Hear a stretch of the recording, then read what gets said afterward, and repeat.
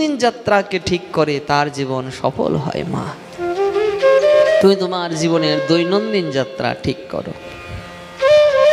সকালবেলা উঠলে পৃথিবী মাকে প্রণাম করো। সমুদ্রে মেঘ হলে দেবী, পর্বতস্তন মণ্ডলে বিষ্ণু পত্নী নমস্তভ্যম পাদস্পর্শম ক্ষমস্বমে। হে মা পৃথিবী, এই ঘুম থেকে উঠলাম মা, তুমি আমায় ক্ষমা করে দাও, কারণ তোমার বক্ষে আমি বিচরণ করব সারাদিন। না জানি কত অন্যায় সন্তান মায়ের কোলে করে, মা কখনো তার দোষ ধরে না, যদি সন্তান মায়ের কাছে অনুগত হয়। সকালবেলা ঘুম থেকে উঠেই ভগবত নাম করো।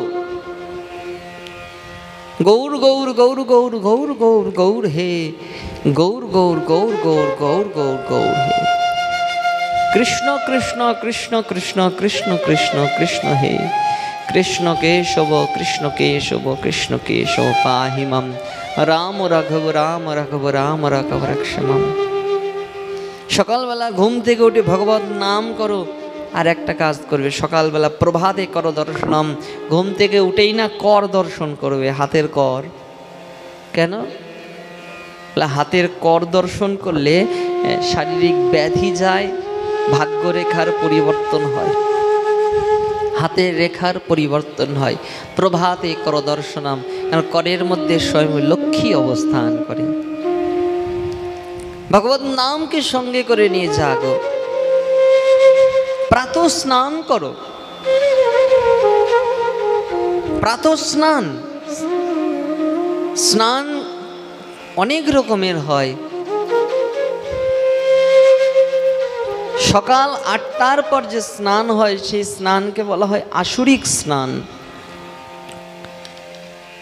সূর্য উদয়ের আগে যে স্নান তাকে বলা হয় ব্রাহ্ম মুহূর্তে স্নান।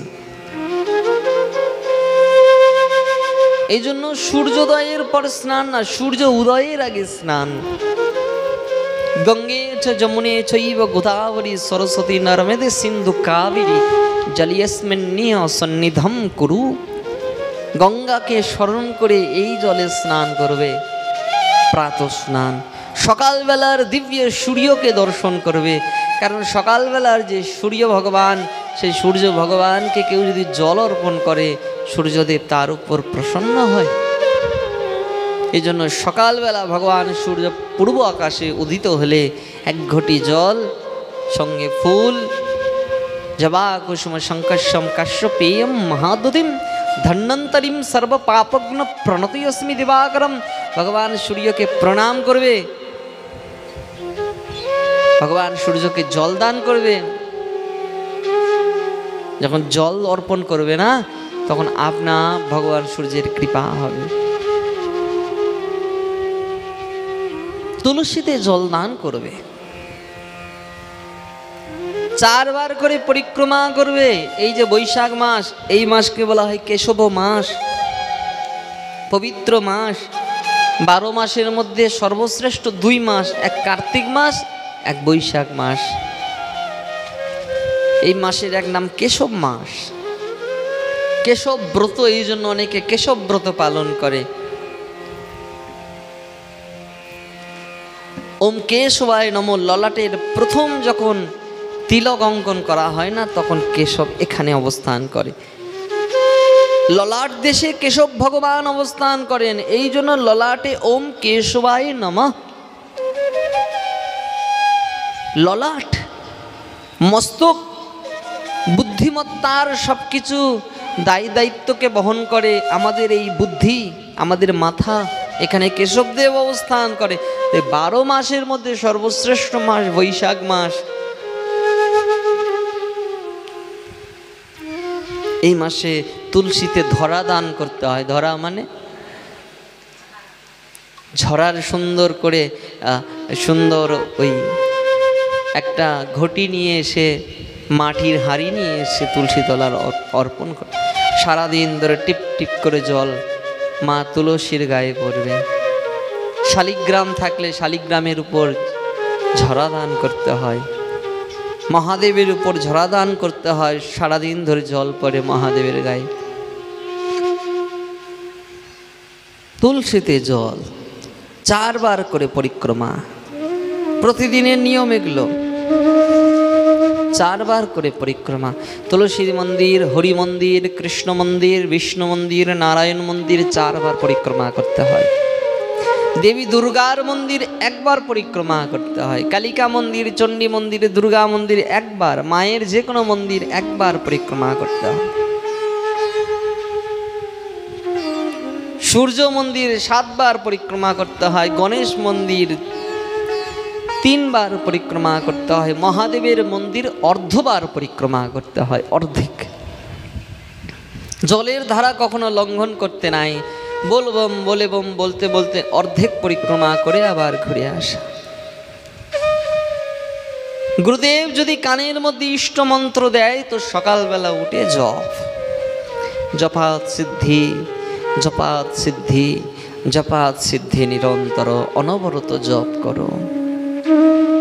গুরুদেবের কর্ণকুহরযুক্ত মনরাত্রায়তে মন্ত্র, মনকে ত্রাণ করতে পারে যে দিব্য মন্ত্র, দীক্ষা মন্ত্র, সে মন্ত্র সকালবেলা উঠে জপ করো।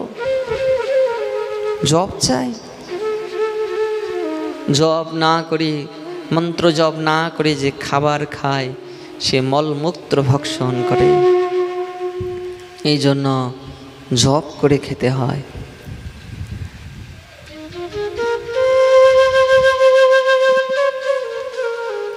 হাতে হরিনামের মালা থাকলে হরিনাম জপ করবে সকালবেলা। আর সকালবেলা আর সন্ধ্যাবেলা এই দুটো সময় বড় উল্লেখযোগ্য। সারাদিন সংসারের কর্ম করছি, সময় নেই, কিন্তু দুটো সময় কখনো নষ্ট করো না, সকালবেলা আর সন্ধ্যাবেলা। সকালবেলা ব্রাহ্ম মুহূর্তের সময় আর সন্ধ্যাবেলা, এই 2 সময় কখনো নষ্ট করতে নাই। আমাদের মানব জীবনের ভজনের সবথেকে উল্লেখযোগ্য সময় প্রাতকালীন সময় আর সায়াহ্নকালীন সময় সন্ধ্যাবেলা। এই 2 সময় বড় উল্লেখযোগ্য। এই 2 সময়ের মধ্যে বাস বসে বসে বসে বসে হরি ভজন করবে, কৃষ্ণ ভজন করবে, খাবার দাবার করবে, ভগবত নাম করবে, কীর্তন করবে। বাবারা কাজে বেরিয়ে যাবে, সারাদিন পর কাজ থেকে ফিরে আসবে, সন্ধ্যাবেলা বাড়ির সকলে মিলে আরতি করবে। সামনে গোবিন্দ আছে, রাধারানী আছে, গৌরনিতাই আছে, সুন্দর করে আরতি, সকাল সন্ধ্যা প্রতিদিন আরতি ভগবানের। পরিক্রমা, আরতি, কীর্তন, বসে বসে গীতা পাঠ, ঊর্ধ্বপুণ্ড তিলক ধারণ, গলদেশে মালা,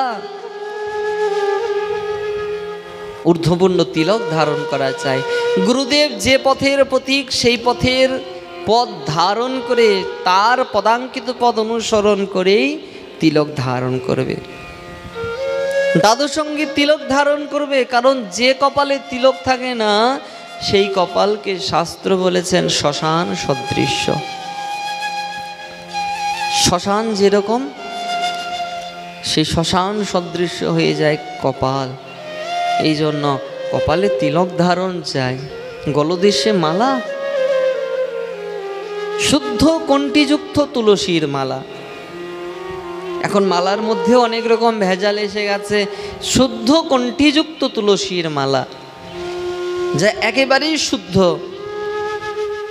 সেই রকম মালা গলায় ধারণ করবে।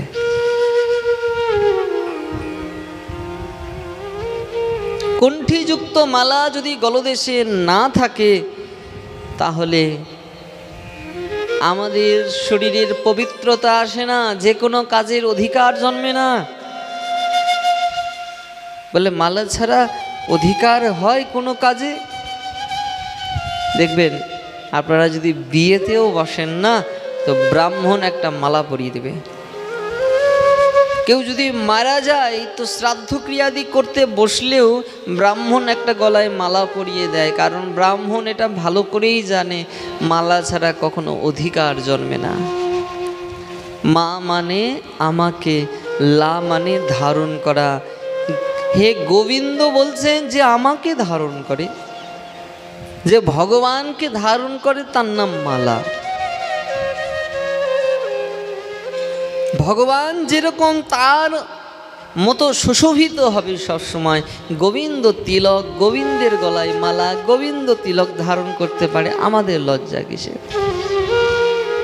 দেখবেন কোনো মূর্তিকে যদি আপনি সুন্দর করে তিলক না পরান তাহলে মূর্তিটা কেমন লাগে? ভালো লাগে কি? গোবিন্দের গলায় যদি কপালে যদি তিলক না থাকে কেমন মনে হবে যে এটা গোবিন্দের মূর্তি হতে পারে না। এই জন্য মা সকলেই মিলে বাড়িতে ধীরে ধীরে ধীরে ধীরে এই পথে এগিয়ে আসবে, কারণ আমাদের তো মানব জীবন, আমাদেরকে এই পথে আসতে হবে। কয়দিন আমরা বাঁচব জানি না, সময় চলতে থাকে, মৃত্যুর সামনে এগিয়ে যায়। যত আমরা সামনে এগিয়ে যাচ্ছি মৃত্যু আমাদের সামনে এগিয়ে আসে। আমাদের চেতনা কবে হবে? এজন্য ধীরে ধীরে ধীরে ধীরে ভক্তিপথে এগিয়ে আসা। যত এগিয়ে যাব ততই দেখব যে ভগবানের এই রাজ্যটা না অনন্ত সমুদ্র সমতুল্য। আমি যদি সেখানে প্রবেশ করি তাহলে ভগবানের রসবিন্দুর যে ছটা, সেই ছটারূপী অমৃত আমার জিহ্বার মধ্যে লেগে যাবে। আর প্রভুর যে রস, সে রস সমুদ্রের এক ছটা যদি আমার জিহ্বায়, আমার চোখে, আমার মুখে, আমার নাকে লেগে যায় না, আমি আর ছাড়তে পারবো না তাকে। কারণ গিরিধারীর এক নাম বাঁকে বিহারী। বাঁকা জিনিস যদি একবার ভেতরে প্রবেশ করে আর কোনো দিন বেরোয় না। সোজা জিনিস তো বেরিয়ে আসে, কিন্তু বাঁকে বিহারী যদি বাঁকা জিনিস একবার ভেতরে প্রবেশ করে আর বেরোবে? ভগবান বড় বাঁকা, উনি টেরা, উনি একবার যদি ভেতরে প্রবেশ করে তখন দেখবেন ধীরে ধীরে ধীরে ধীরে সব ছুটে যায়। বলো রাধে রাধে। এই জন্য তাকে আপন করে নেওয়া, আমার দৈনন্দিন যাত্রাকে সফল করা, একাদশী ব্রত পালন করা, শুদ্ধভাবে একাদশী ব্রত পালন করবে। দৈনন্দিন যাত্রায় এগুলো কর্তব্য। মাসে 2টো করে একাদশী ব্রত পড়বে। বলে একাদশীর দিন আমরা থাকতে পারি না, ওর বাবা কাজে যায়, কাজের লোক না খেলে হবে। যদি একান্তই কাজে যায়, যে শারীরিক পরিশ্রম করতে হয়, তাহলে একাদশীর দিন যেগুলো খাওয়ার নির্দেশ সেগুলো খাবে। বাদাম, সবজি এগুলো গ্রহণ করবে, ফল, দুধ, এই সমস্ত বস্তু গ্রহণ করলে আপনার দেখবেন সেদিন পেট ভরে যাবে। সে মাঠেও কাজ করতে পারবে, সে বাইরেও কাজ করতে পারবে। কিন্তু একাদশীতে ভুলেও কেউ অন্ন ও রুটি, পঞ্চশস্য জাতীয় সে বস্তু নিতে পারবে না।